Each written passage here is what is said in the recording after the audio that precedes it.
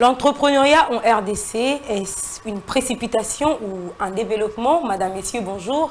Telle sera la thématique de ce nouveau numéro de votre magazine qui vous met au parfum de l'entrepreneuriat, du management ainsi que du business dans sa globalité. Alors pour ce nouveau numéro, j'ai sur ces plateaux un coach, un formateur que vous allez découvrir dans pas longtemps.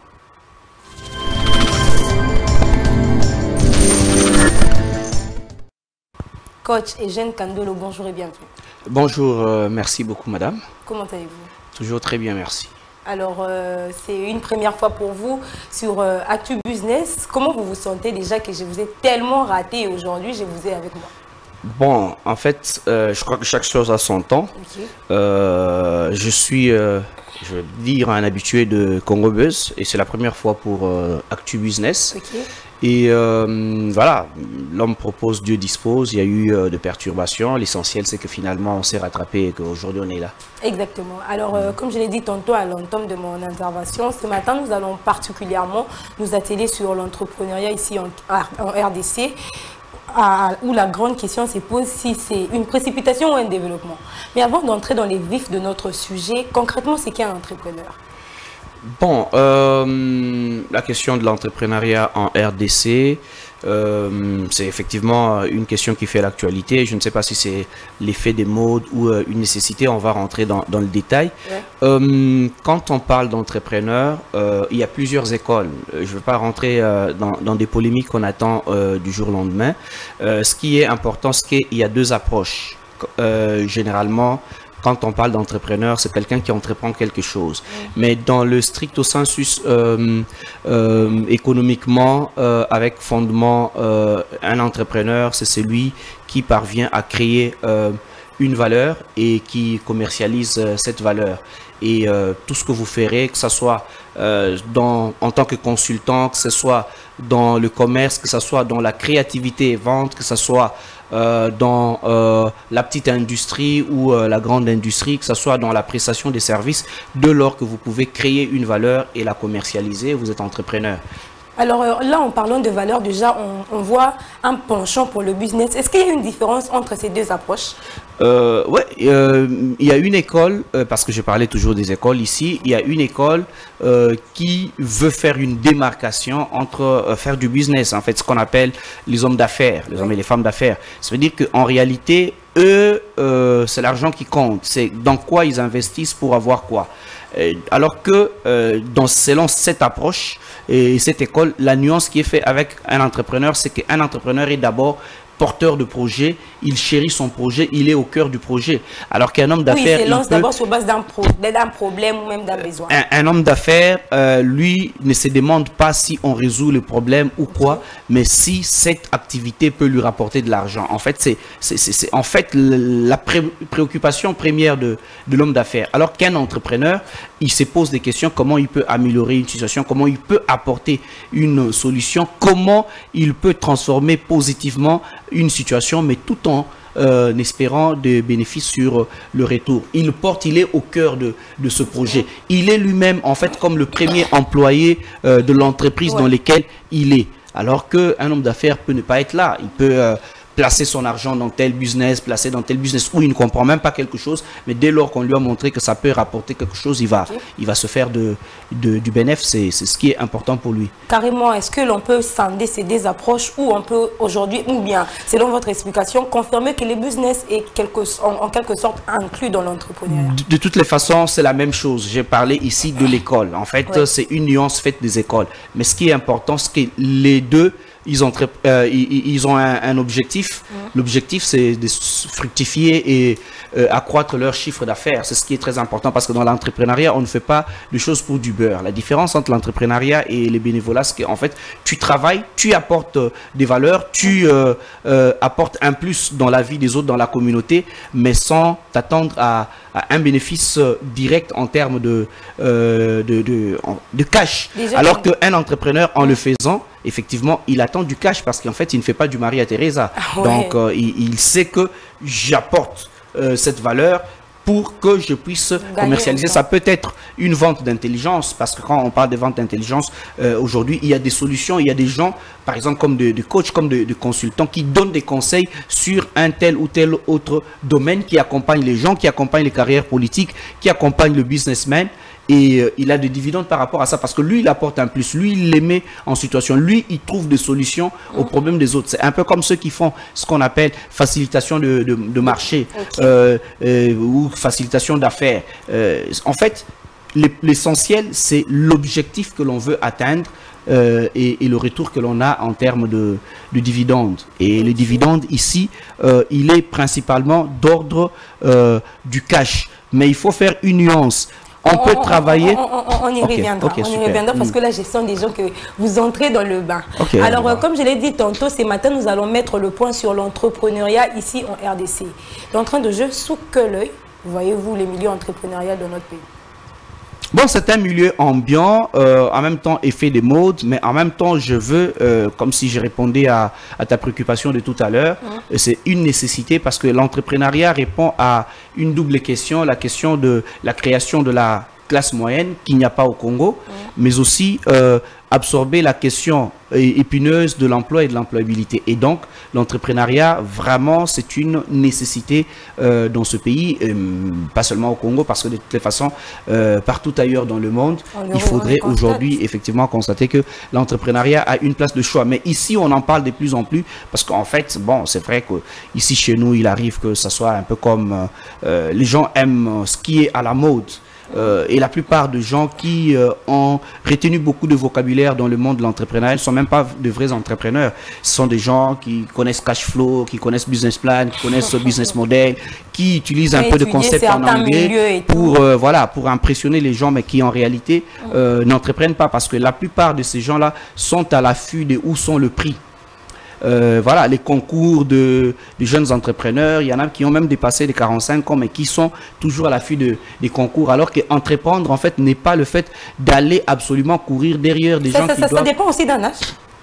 Non, en fait, je parle de concours des jeunes entrepreneurs, tu vois, donc, et que des gens s'accourent dans ça. Et donc, quand tu ne sais pas quel est le service, quel est le produit que tu as apporté aux autres et comment nous démontrer comment tu as eu même $1 sur ça, ça veut dire que tu n'as même pas encore commencé à entreprendre parce que, en fait, si tu n'as pas de produit qui est vendu, si juste tu restes pendant 10 ans au niveau des prototypes, ça veut dire que tu n'es pas entrepreneur. Tu deviens entrepreneur quand tu commences à commercialiser ce que tu avais conçu comme projet. Alors, à ces jours, il y a une pensée ou même une phrase pour entreprendre, il faut soit partir d'un problème ou d'un besoin.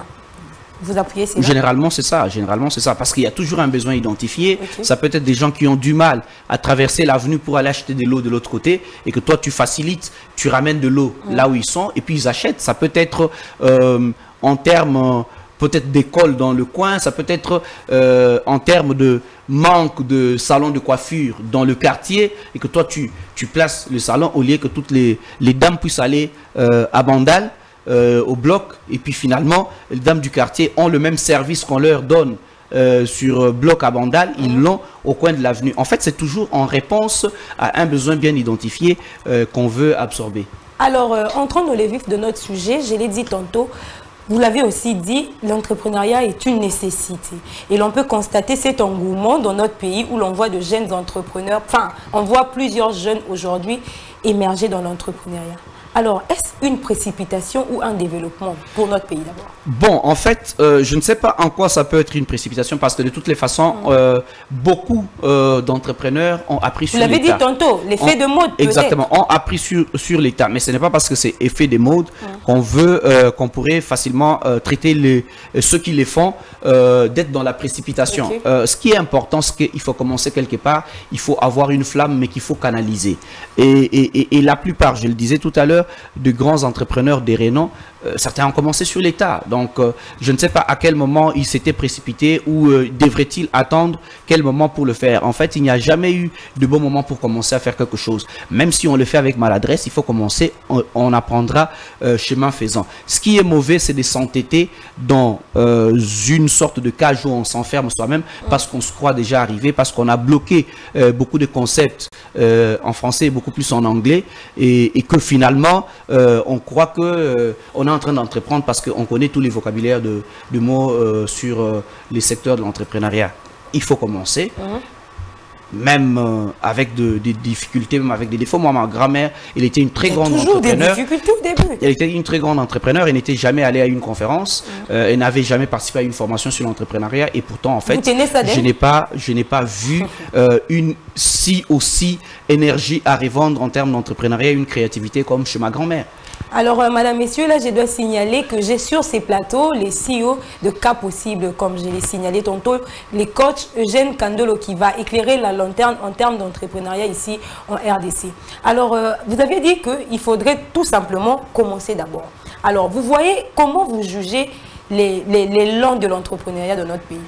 Bon, un peu mitigé, parce que d'un côté, il y a effectivement des discours officiels et de plus en plus, on voit qu'il y a quelques actions qui se sont faites, il y a des agences qu'on crée, mais des fois, est-ce que c'est vraiment coordonné? Il y a un peu de chevauchement dans la création. Ça, je parle de l'encadrement même du secteur, parce qu'on a toujours décrié le fait que l'écosystème ne s'y prête pas, il y a plus de taxes, des jeunes qui à peine ils se débrouillent. Moi, je me rappelle une fois, on produit un événement, un concert, dans une des salles mythiques ici, et on a payé le cachet de l'artiste, on a payé la salle, parce que quand la salle venait encore d'être inaugurée, la première année là, donc c'était vraiment très très cher. Et puis on a mis la pub, on s'est battu bec et ongle pour chercher les sponsors, et le jour de l'événement, un service de l'État se présente qui cherche 15% de tous les bénéfices des billets vendus. Je me dis, mais nous marchons sur la tête. Qu'est-ce que l'État a fait en ce moment pour nous aider? Et généralement, c'est un truc du genre, vous finissez l'université, vous n'avez pas d'emploi, vous n'avez pas de perspective, parce qu'en fait, les perspectives d'emploi sont très limitées dans notre pays. Que ce soit dans les secteurs publics, qui, en principe, partout ailleurs, les secteurs publics. Mais justement, je vais en arriver. À part peut-être un pays en face, je ne vais pas citer son nom, où l'essentiel de son activité est tourné vers le secteur public partout ailleurs, parce que c'est un pays assez pauvre qui n'a qu'une seule ressource, le pétrole. Mais partout ailleurs au monde, c'est les secteurs privés qui effectivement engagent le plus de gens, qui créent des valeurs. Et le secteur public est là pour des besoins assez limités. Alors, qu'est-ce qui se passe avec cette limitation dans les secteurs publics? Depuis plusieurs années, je salue, on commence à changer un peu. Depuis plusieurs années, dans beaucoup d'entreprises publiques, on ne savait pas quand est-ce qu'on fait les recrutements. Donc, tous les enfants du Congo n'avaient pas la même chance. Il faut que tu sois dans un parti politique du pouvoir, pour que tu sois à la SNEL, pour que tu sois à l'OCC, pour que tu sois... une connaissance quelconque. Voilà. Non, même pas une connaissance. Vraiment, il fallait que tu sois dans un parti politique. Et la plupart mais on des va gens... dire que ça continue. La plupart... Bon, maintenant, il y a quand même... On a vu des concours à... Ces trucs, ça s'appelle comment encore au FIDA. C'est devenu quoi? DGDA. On a vu il y avait même après, on a dit qu'il y avait des politisations là-bas, il y avait des listes qui étaient entrées. Mais au moins, c'est un début. Parce qu'il y a eu 20 ans dans ce pays où on ne voyait pas un recrutement. À la RTNC, on ne voyait pas un recrutement. À l'OCC, on ne voyait pas un recrutement. À l'OGFREM, officiellement, il n'y en avait pas. Mais il y avait des gens quand même qui y entraient. Sur base de méthodes qu'on ne comprenait pas. Et donc, du coup, face à cela, et puis il y avait les secteurs privés où on bouffe les jeunes à toutes les sauces. Nous avons écrit un livre, Oser l'entrepreneuriat en RDC, que j'ai coécrit avec un compatriote qui vit au Canada depuis plus d'une dizaine d'années, mais qui est PhD en économie.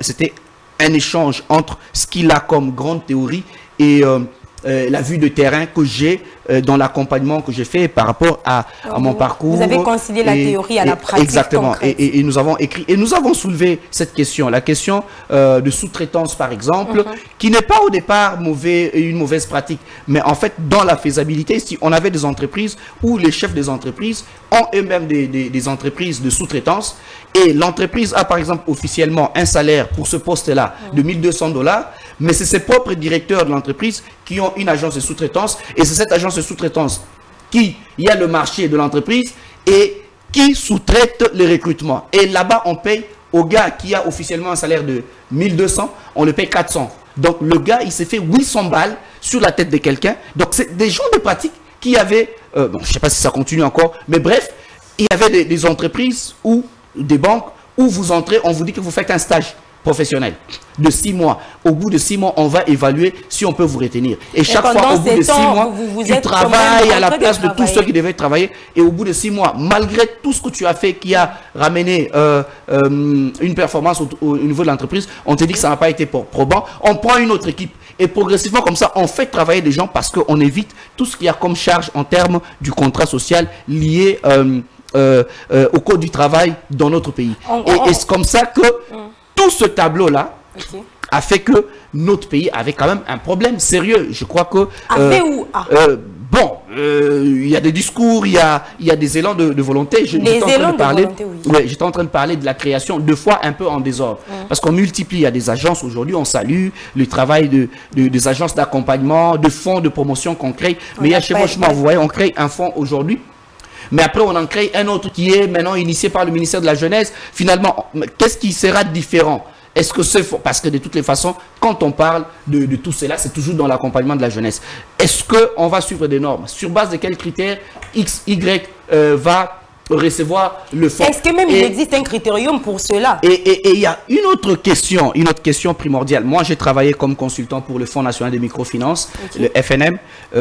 J'allais dire de triste mémoire parce qu'on n'en parle plus. Il y a d'autres fonds qui sont créés. Est-ce qu'on a tué? Je ne sais pas. Bon, mais bref, autant je peux soulever des points positifs dans cette agence de l'État, dans cette institution de l'État, il y avait aussi des limites. Les points positifs, c'est par exemple le système de l'accompagnement clé à main, où on ne donne pas, parce qu'on sait beaucoup de velléités qu'on a vues, notamment avec le FPI, où des politiciens prenaient de l'argent, se faisaient prêter de l'argent de l'État pour leurs propres besoins, où quelqu'un pouvait travailler au FPI, mais lui-même prend le crédit pour créer son entreprise. Bon, bref, c'était vraiment dans ce système-là. En termes de positivité, maintenant, j'étais en train de parler de FNM. En termes de positivité, il y avait ce financement clé à main. Ça permettait à ce qu'on ne puisse pas donner directement du cash aux jeunes entrepreneurs. On l'accompagne, par exemple, je prends un exemple, tu veux créer une cabine, on te dit, tu identifies un endroit, on te donne l'argent de location du lieu, après, progressivement, on te donne l'argent pour meubler les lieux, progressivement, après, on te donne l'argent pour les intrants et les fonctionnements. En fait, on part progressivement. Au lieu de te donner du coup l'argent dont tu avais besoin. On te permet de créer ton entreprise et non pas, en fait, on te donne de l'argent. Et le point négatif? Deuxième point positif, il y a par exemple le système de MEA, le micro-entreprise associative. C'est un système qui mettait de garde-fous. Parce que quand on vous a donné le fonds, quand tu commences à faire de bénéfices, tu peux commencer à faire de folie. Ça te permet à avoir un associé. Des entrepreneurs par opportunité. Exactement, justement. Ça vous permet d'avoir une sorte de garde-fou parce que généralement, on les associe avec des gens qui ne connaissaient pas au départ. Et vous vous retrouvez en association, vous travaillez, vous vous contrôlez mutuellement parce que vous étiez dans le même secteur. Maintenant, autre chose, c'est qu'on les formait avant. Sur l'éducation financière, sur la culture entrepreneuriale, un certain nombre d'éléments qui le permettraient d'être à l'aise dans la peau de vrais entrepreneurs. Maintenant, du côté que je trouve assez limitatif, pour ne pas dire négatif, c'est qu'on conditionnait les gens. Et ça, souvent, ça se fait avec le bailleur de fonds. On vous dit, voilà les secteurs dans lesquels vous devez entreprendre. Et pour le cas de besoin, parlant du FNM, c'était soit la pisciculture, les trucs de champs.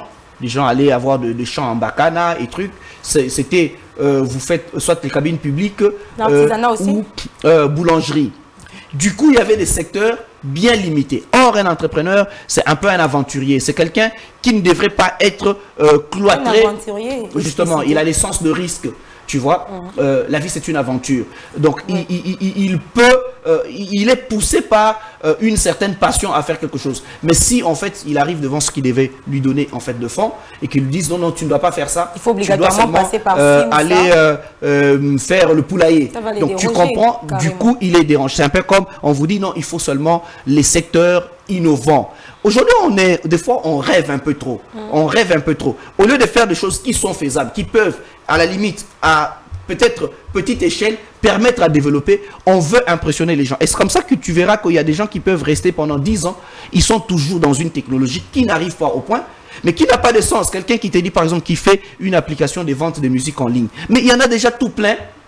Et puis, chaque personne a sa musique dans son téléphone, dans son ordinateur. Pourquoi il doit aller pour acheter une application, pour écouter une musique des années 80 ou des années trucs qu'il a déjà? En fait, Et tu verras, on va donner un prix. On dit par exemple, il a créé une application comparateur de prix. Mais parce qu'il a regardé Euronews, il a vu qu'on parle de comparateur. Ça résout quel problème vraiment dans le quotidien du Congo, dans un pays qui est encore à des années-lumière dans une transition de modernité. Donc, tu verras que pour le besoin de consommation médiatique, voilà, les innovateurs, les startups. Et finalement, la notion de l'innovation est un peu terne. Parce qu'on est dans les mimétismes.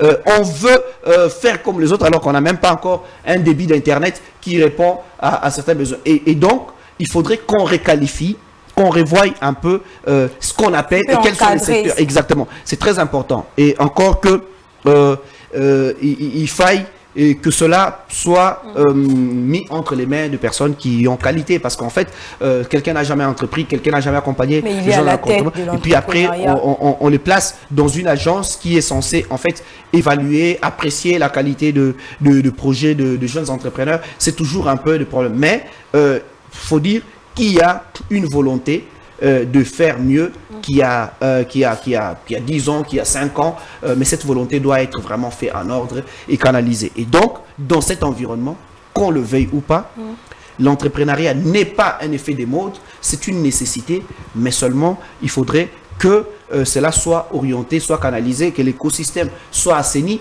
mais que aussi ceux qui entreprennent arrête en fait de croire que... Je pense que nous y reviendrons pour le piste de solution. Avant d'aller plus loin, je sens déjà que le coach est vraiment motivé. Est-ce que l'intelligence émotionnelle a une place de qualité dans l'entrepreneuriat? Pas seulement dans l'entrepreneuriat. Si oui, quelle est son importance? Dans toute la vie, en fait, c'est toujours très important de savoir gérer l'intensité de ses émotions et de les canaliser en fait, parce que l'intelligence émotionnelle marche toujours avec l'intelligence sociale. Tu ne peux pas vivre à vase clos, et c'est même pour ça que le développement personnel existe, parce que tu peux être une personne super intelligente, donc tu as le quotient intellectuel qui est au-dessus de la moyenne, mais si ton quotient émotionnel est vraiment en déphasage, tu verras que tu vas passer à côté de la plaque, tu seras aigri. Tu vas voir des gens que tu considérais comme moins intelligents par rapport à toi, mais qui ont une bonne homéostasie. Il émerge mieux que toi d'ailleurs. Il émerge mieux que toi. Le développement personnel veut que la personne soit déployée dans un environnement social, dans un environnement professionnel. Tu peux faire 90% à l'école, ça ne veut pas te garantir en fait que tu vas réussir. Tu devrais savoir comment construire avec les autres, parce que en fait, tu ne peux pas être entrepreneur et vivre à vase clos. Tes clients sont dans la société. Donc tu dois apprendre. Je disais encore à une jeune dame hier que les mal avec le prix que vous recevez, ce que vous pensez que ce sont ceux qui vous donnent des fonds, les 5 000, le 10 000 de prix, qui font de vous entrepreneur. Vous vous trompez. Ceux qui font de vous entrepreneur, c'est les clients. Il faut ici considérer la problématique de 99 brebis et d'une brebis. Apprenez à mettre en conscience, parce que c'est une dame chez qui j'avais acheté un produit et ça fait 2 mois, elle ne m'a jamais posé la question si j'avais apprécié le produit ou pas. Et il est parti comme ça. Et pourtant, nous avons apprécié le produit. Mais nous avons considéré qu'elle n'a pas une attitude du genre... revenir après, c'est-à-dire voilà, suivi, non, j'allais prendre le terme consacré, service après-vente. Donc, pour... C'est rassurer, exactement, c'est rassurer de la satisfaction du client et de son expérience produit. Et pourtant, on attendait vraiment cela pour lui dire combien nous avons apprécié le produit. Mais elle ne s'est jamais présentée. Voilà. Donc, c'est très important. Aujourd'hui, on ne peut pas se targuer d'être entrepreneur si on ne sait pas valoriser la place du consommateur, de ses clients. Parce que c'est eux, en fait. Quand la saison de recevoir le prix sera passée, es-tu sûr que ton produit va survivre et que tu auras des gens qui vont continuer à consommer ton produit, ou tu passeras toute ta vie à recevoir de prix? C'est en fait ça le plus grand problème. Et par conséquent, il faudrait penser au bien-être, au confort du client. Il faut savoir comment je vais gérer cette intelligence sociale et montrer que en fait tu es ouvert, tu es attentionné par rapport à ceux qui consomment ton produit. Et tu verras que tu auras bien entretenu ton capital sympathie, et que cela, parce qu'il y a des gens qui n'achètent pas forcément parce que le produit est bon. Ils achètent tout ta tête. Par rapport à la ils aiment génie, et puis ils achètent. Moi, je les vois avec mes différents produits. Les gens qui viennent parce que en fait c'est toi. Et puis après il y a le mordu du marketing qui achètent parce qu'en fait, Jamie avait aussi acheté le produit de Eugène. Ah, comme Jamie a acheté, ça veut dire que c'est un bon produit. Ou bien pour faire star, pour faire un peu comme Jamie, j'achète aussi. Donc, il y a des mordus du marketing, mais il y a des gens, en fait. Les facteurs de réussite et de consommation, c'est la qualité du produit, mais c'est aussi, en fait, le capital sympathique que tu as toi-même. Exactement, et puis il y a le mordu du marketing. Alors, la télévision, c'est les temps, mais nous avons encore quelques poussières de minutes. Coach, il y a le président de la République qui veut faire de Congolais, de certains Congolais millionnaires. D'abord, est-ce possible? Si oui, comment éviter de rendre comment éviter ou même comment canaliser de monstres millionnaires, des millionnaires monstres? C'est vrai que je ne suis pas vraiment... commentateur, parce que le chef de l'État, quand il dit ça, ça veut dire qu'il a une vision. Oui. Donc il sait comment il veut. Je ne sais pas ce que tu appelles monstre millionnaire. Alors le monstre millionnaire, on peut dire c'est genre ces millionnaires qui ont une mauvaise gérance. Aujourd'hui tu es millionnaire, mais en termes de la manière des sites. Ah ok, ok. Des gens qui ont eu accès aux capitaux. Voilà. Parce que très dernièrement, le chef de l'État a évoqué même les secteurs de mines. En fait, il y a beaucoup aussi de coopérants qui accèdent à beaucoup de capitaux, qui est de vrais entrepreneurs. Parce qu'en fait, moi, je n'ai jamais... En fait, je ne sais pas pour minimiser le truc. On peut avoir de l'argent dans plusieurs manières, justement. Mais se retrouver quelque part tout en étant fainéant, parce qu'on a, par exemple, tel appui, on a accès à quelques collines de mines, et puis d'autres personnes travaillent, vous ne comprenez même pas le secteur, mais on vous dit que vous avez 2 brouettes, ça vous fait autant d'argent, et puis vous recevez de l'argent. Vous n'avez conçu aucun projet, vous n'avez pensé. Il n'y a aucune valeur que vous apportez aux gens. Je parlais ici la création de valeur et la commercialisation de valeur. Aller sur base d'une relation, avoir un carré où vous avez accès aux mines et se faire de l'argent, en fait, ce n'est pas de l'entrepreneuriat. Mais vous verrez qu'il y a beaucoup de gens qui ont beaucoup d'argent, qui ne sont pas des entrepreneurs. Mais après, ceux qui, par exemple, sont entrepreneurs, mais qui ont un capital de $200, seront minimisés dans ces champs où, au Congo, entrepreneur, c'est aussi par, voilà, c'est quelle montre qu'il a porté, est-ce qu'il a quelle veste, est-ce qu'il a une range, est-ce que ses bureaux se trouvent à quel... En fait, l'entrepreneuriat au Congo, c'est un peu aussi ça, mais on ne se demande jamais, en fait, comment cet argent est arrivé entre les mains de la personne, tu vois, donc il n'a créé aucune valeur, et il y a beaucoup de gens comme ça, donc pour devenir millionnaire, un peu comme ces jeunes populistes qui a fait son show la dernière fois, qui a dit que lui peut créer des millionnaires une semaine. Mais en fait, c'est trop prétentieux parce qu'en fait, tu ne crées pas des millionnaires.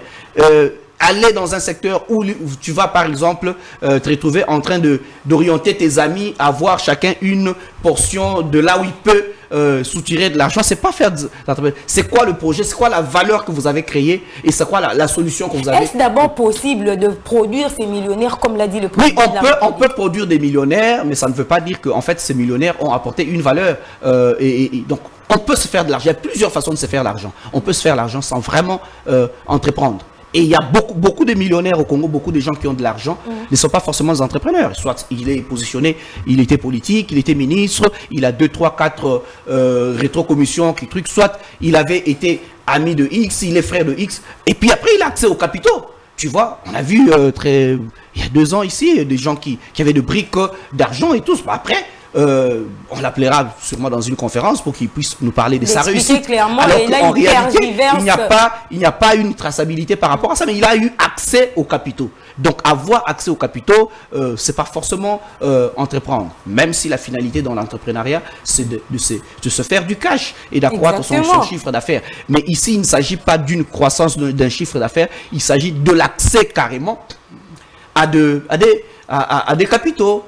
Et puis qu'on utilise avec beaucoup d'aisance. Et est-ce que je suis en train de dire que c'est mauvais? Non.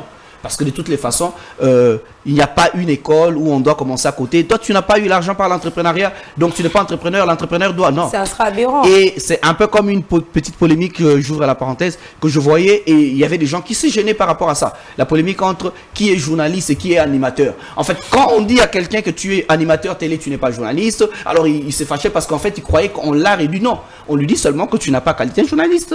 C'est un journaliste. Et un journaliste n'est pas forcément au-dessus de l'animateur télé. Mais bon, après... La télévision, c'est l'État encore. Quand on te dit que tu n'es pas entrepreneur, ah non, tu crois que c'était peut-être une insulte. Ah, ou bien quand toi, tu t'octroies le statut, nous sommes des entrepreneurs, les autres ne sont pas entrepreneurs. Mais alors que tu ne sais pas que tu fais carrément le commerce. Le problème, c'est quelle valeur tu ajoutes dans ta communauté et comment tu sais commercialiser cela et avancer. Est-ce que c'est en vendant des livres? Est-ce que c'est en vendant de l'intelligence? Est-ce que c'est en vendant des services?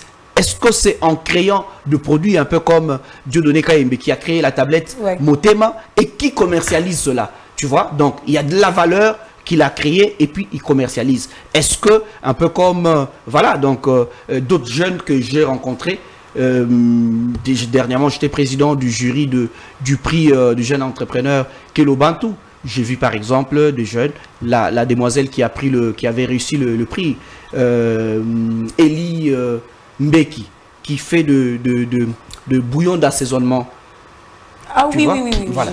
Tu vois, elle crée de la valeur et puis elle commercialise. Donc on est vraiment dans quelque chose de pratique qui peut apporter une solution, un peu comme Médic et Bantima, d'autres jeunes que j'accompagne, qui a mis en place cette application qui identifie des produits contrefaits, des produits pharmaceutiques.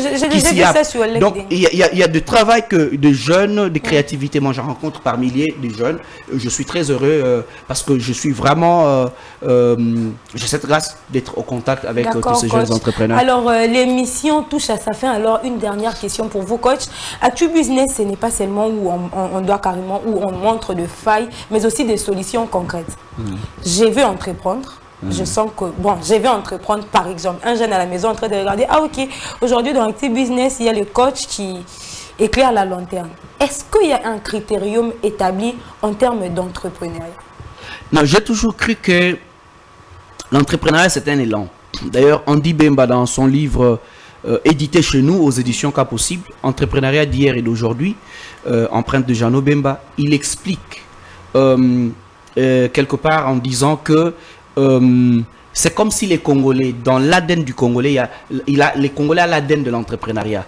Déjà, en fait, c'est un potentiel en nous qu'il faut canaliser. Et donc, je crois qu'il ne faut pas s'octroyer de cartons jaunes et rouges ou de visas ou des certificats à donner aux gens pour dire voilà le critère pour entreprendre et tout ça. Mais ce qui est important, c'est de savoir que ce potentiel peut être canalisé et puis il faut apprendre. Ça, c'est très important. Un entrepreneur doit identifier toujours un problème et quelle est la solution qu'il veut apporter et savoir quel canal il va mettre en place, ce qu'on appelle le business model, pour commercialiser, pour parvenir à ceux-là qui peuvent être dans ses besoins afin qu'ils puissent effectivement souscrire. Et ça demande d'apprendre, ça demande d'identifier ses compétences et les compétences sont d'ordre inné et d'ordre acquise. Et d'ordre acquise, il y a l'expérience, mais il y a la formation. Tota vita sclola est, toute la vie est une école. Il faut être humble d'apprendre, de se remettre en cause, de perfectionner parce que nous sommes dans ce qu'on appelle aujourd'hui le siècle de l'information. L'information comme data, données, l'information comme knowledge, connaissance, l'information comme news, nouvelle. Tu dois être à jour. Celui qui a de l'information, il a de l'avance sur sa génération, il est puissant. Il est celui sécurisé. Qui a de l'information, il est sécurisé. Et c'est très important. Et tu verras que la plupart aujourd'hui, ceux qui sont dans le top 10 du genre le plus riche du monde, sont dans les secteurs de l'information, dans ces trois appréhensions telles que les dit Daniel Bougnou. Soit ils sont dans les données statistiques, informatiques et tout ça, soit ils sont vraiment dans la vente des connaissances. Voilà, on a Tesla, on a des choses qui, à un moment donné, dépassent un peu voiture électrique et tout ce qui va avec. Soit ils sont dans le news et c'est très important. Et à l'époque, les plus riches, c'est celui qui avait beaucoup de vaches et des chèvres et beaucoup de femmes. Aujourd'hui, c'est celui qui a de l'information. Un dernier mot en 10 secondes. Un dernier mot, je dis merci pour l'émission et je dis que les débats sur l'entrepreneuriat m'a toujours passionné et j'encourage les jeunes à entreprendre davantage, mais d'être humble, d'apprendre, de réorienter ce qu'ils sont en train de faire et que personne les intimide avec des concepts en anglais et des rencontres. Il y en a beaucoup, des trucs. Participez à ce que vous pouvez participer, mais ne passez pas toute votre vie à participer au forum, à participer aux rencontres où vous n'allez faire que des selfies avec des gens, mais que ça ne vous apporte rien du tout dans la vie. Concentrez-vous sur vous-même, travailler, apporter de la valeur et vous verrez que vous allez vivre dans l'autonomie. Merci coach Eugène Kandolo d'avoir répondu présent à notre invitation. C'est moi qui vous remercie. C'en est fini pour cette émission, madame, messieurs. Alors, les bonnes choses ne durent jamais. Vous êtes à la maison, vous voulez entreprendre. Alors, sachez que l'entrepreneuriat, il n'y a pas un critérium pour l'entrepreneuriat. L'entrepreneuriat est un élan. Alors, il faudrait se donner de moyens afin d'y arriver. Qui dit moyen, voit l'apprentissage. Qui dit moyen, voit l'information. C'est sécuriser et savoir où je vais avant de mettre le pied. Merci à l'équipe technique de Congo Buzz Télévision pour la réalisation de cette émission. Merci également à Divine Kitoko qui m'a fait shiner ce matin. Quant à moi, je vous dis au revoir. Retrouvons-nous prochainement avec le même plaisir. Ciao.